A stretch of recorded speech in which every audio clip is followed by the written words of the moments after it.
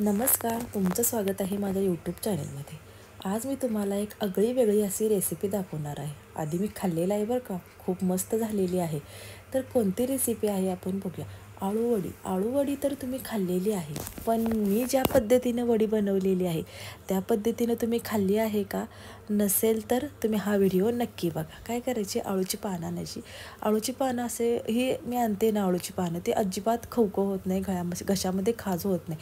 त्यामुळे चिंचगूळ हा घालायला लागत नाही, पण चिंचगूळ घातल्यानंतर पण आळूची वडी खूप छान आणि चवीला लागते बरं का.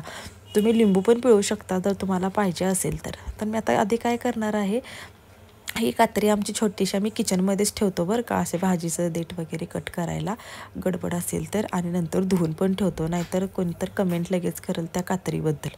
तर ठीक आहे, आधी मी सगळी पानं कट करून घेणार आहे. आणि पानं कट करून झाल्यानंतर काय करणार आहे, 2 पेंड्या आणलेल्या आहेत बरं का. एक त्यातली एक गड्डी आहे ना, आम्ही पेंड्या पण म्हणतो, त्यातली एक गड्डी 20 रुपयाची आहे, दुसरी गड्डी 20 रुपयाची, ही 40 रुपयाची गड्डी आहे. पण जे पद्धतीनं मी बनवलेली आळूची वडी आहे ना, एवढ्या पानांची अगदी कमी झाली बरं का, एका दिवसात संपली. जर मी दुसऱ्या पद्धतीने केली असती ना तर ती भरपूर पुरली असती. या पद्धतीने केली, चवीला एक नंबर झाली, पण पुरवठी काही आली नाही बरं का. त्यामुळे तुम्ही कोणत्या पद्धतीनं करायचं बघा, पण चवीला खूप छान लागते, एकदम खुसखुशीत खमंग लय भारी लागली बरं का. तर काय करायचं, आळूची पानं स्वच्छ कट वगैरे करून घ्यायची, स्वच्छ पाण्याने धुवून घ्यायची आणि असं बारीक बारीक कट करून घ्यायचं बरं का. कट करून घ्यायचं फास्टमध्ये. आता भरभर मी कट करून घेते सगळी पानं एकदम. तर माझी आळूची पानं पटपट अशी कट करून होत आहेत आणि जवळजवळ झालेलीच आहेत. आता आळूची पानं कट करून झाल्यानंतर काय करायचं, मी परात घेतलेले आहेत. तुम्ही कशामध्ये घेणार आहे ते बघा.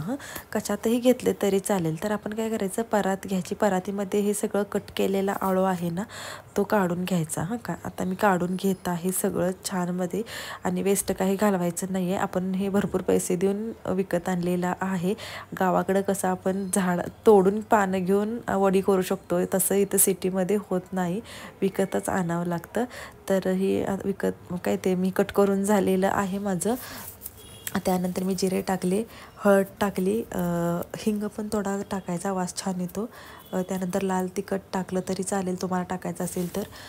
मिरची आणि लसूण चेचलेला आहे, एकदम बारीक चेचलेला आहे मी, तो टाकलेला आहे. तुम्हाला ओवा टाकायचा असेल तर ओवा टाकू शकता, तीळ टाकू शकता, खूप छान लागतं. लिंबू पण पिळू शकता किंवा चिंच गूळ पण टाकू शकता. मला ते आवडत नाही म्हणून मी नाही टाकलेलं. लाल तिखट टाकलेलं आहे कारण झणझणीत वगैरे मला खूप आवडतं. मीठ कंपल्सरी आहे बरं का, मीठ टाकायचंच आहे, बिना मीठ नाही तर म्हणताना मी मीठ सांगितलेलं नाही. आणि कोथिंबीर पण टाकलेली आहे, पण मी माझं दाखवायचं राहिलेलं आहे बरं का ते. कोथिंबीर पण भरपूर टाकून घ्यायची आहे.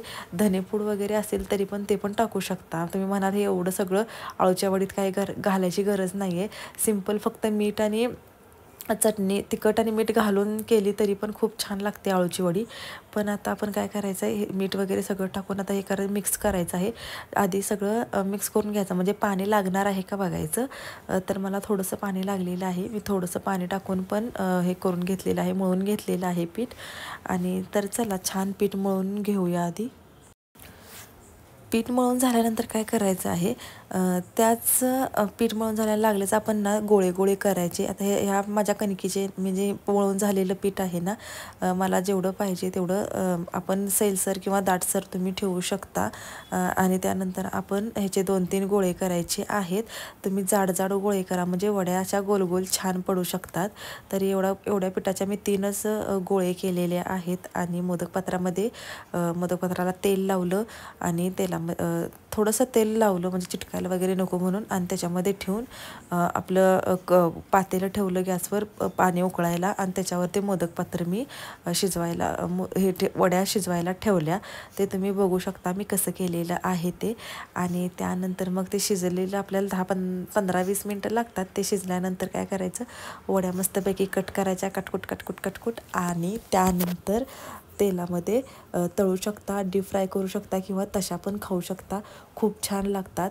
आणि तुम्ही कोणत्या पद्धतीची आळूवडी करता ते मला सांगा. या पद्धतीने तुम्ही करत नसाल तर एकदा फक्त ट्राय करून बघा, जास्त वेळा नाही. तुम्हाला आवडली तर तुम्ही जास्त वेळा करू शकता.